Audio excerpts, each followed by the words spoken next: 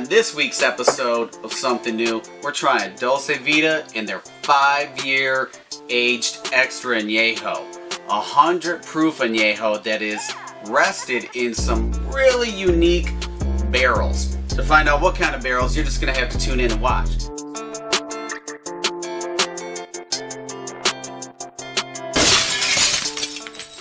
Got my glass, got my bottle. It's time to go. So welcome back to the Teeqlife Basement Bar for another episode of Something New where we are trying Dulce Vida and their 5-year aged Extra Anejo. So this has been sitting on the shelves. You've probably seen it, and I've been waiting to crack it open because this is a very rare treat. It is not often that we get such an expensive bottle here in the Teeqlife Basement Bar. So this one here, I'm just going to tell you right off the rip, this is for special occasions. This is roughly around $120, $130, depending on where you go. I don't think you're going to get it at the Sluss and Swap meet, and if you do, it's bootleg, so don't buy that shit. But Dulce Vida is known for just a top-notch quality tequila, and they're known for their flavored tequila. They got a bunch of different flavors out there, organic tequila, so they're just an up-and-coming brand that's doing a lot of cool things.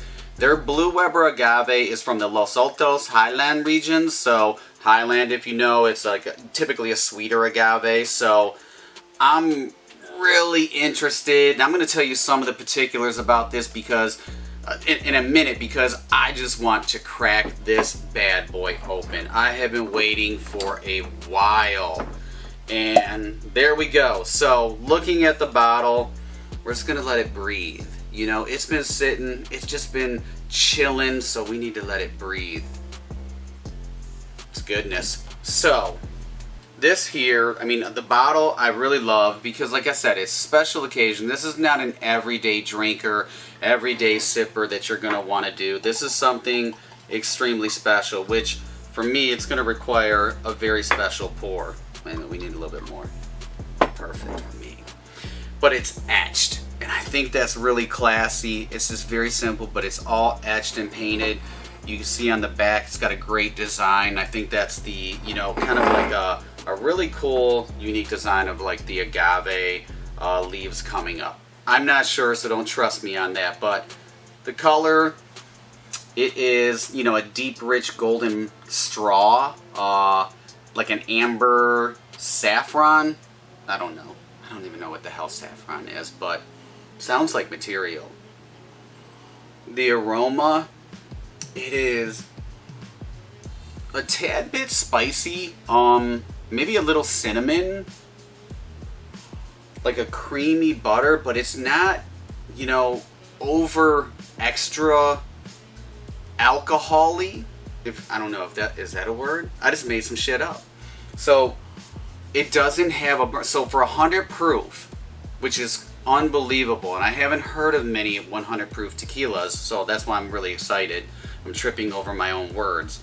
It's not potent, and there's been a lot of brands out there, not just tequilas, but just other spirit brands where you put it up, you get the nose, and it's like a flamethrower to your eyes, and your eyes start watering. You're thinking, holy, what am I putting myself through? On that note, cheers, my friends. Now we do the first one to coat the palate always, and upon first sip, it's sweet. Like, there's a good sweetness to it, and it reminds me almost like a really good bourbon. I got a buddy, Wright's Bourbon Cellar, who he's really into his bourbons, taught me a lot about bourbons, and this just, upon first, sip, it's just, it kind of has those complexities. It has that depth to it. I'm not afraid to go in once again. So now I'm picking up some vanilla, a little bit of the spiced oak, so, you know, the cask that they're using, there's a creamy sweetness to it as well. I get that a little bit of, like, I would say heat, but it's 100 proof, and it's not overwhelming. Like, this is not one of those where you drink it and you get the scrunchy face to where it's like, you know, it just balls up. And that's typically why tequila is known for having lime and salt, because you're drinking a shitty tequila and you shoot it, you need something to chase it. So if you're doing that, it's time to change up your tequila. Get rid of that shit, because it is not good. Just a little tidbit from your Uncle Don here.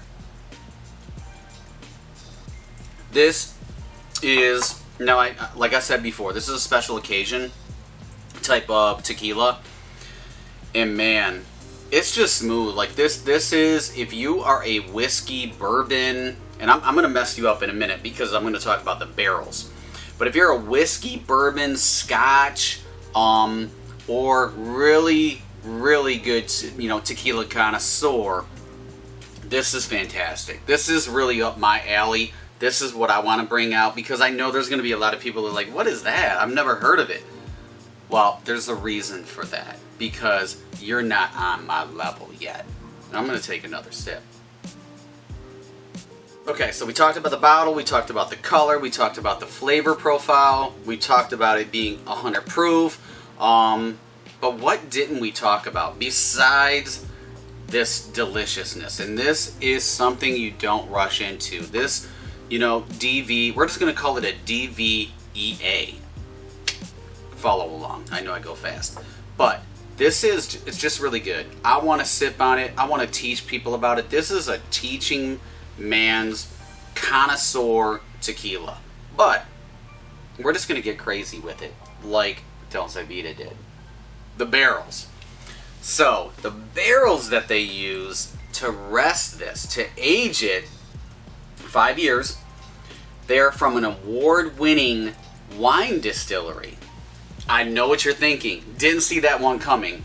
Absolutely not, because I haven't heard of many tequilas being rested in wine casks and wine barrels. But it's from the Rambaver Vineyards, and it's typically, you know, resting some or holding some Merlot Cabernet wines. I'm not a wine guy. I mean, you put something in front of me, I'm drinking Moscato, you know, a Bartles and James, a Sun Country wine cooler, those good, exquisite wines out there. You know, those are the ones that I know. Barefoot, I got you.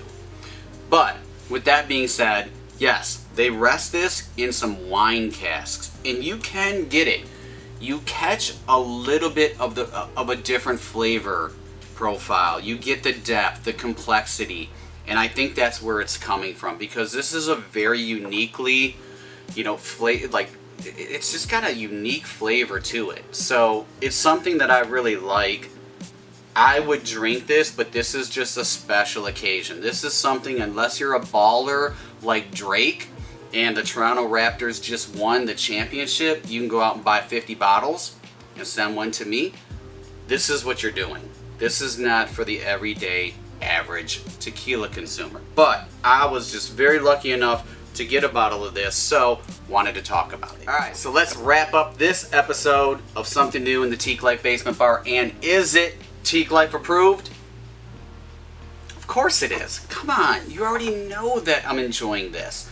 This is a great sipping tequila. This is for somebody that loves a good bourbon, scotch, or whiskey, because it has some of those notes, and you're going to be able to compare it. So if you're like an Eagle Rare or a Pappy, or I don't even know what else. If you just like a good whiskey bourbon, but you also like a good aged tequila, this is the one for you. Screw the price, throw it out the door, treat yourself for once in your life, and enjoy this. So make sure to follow us on social media.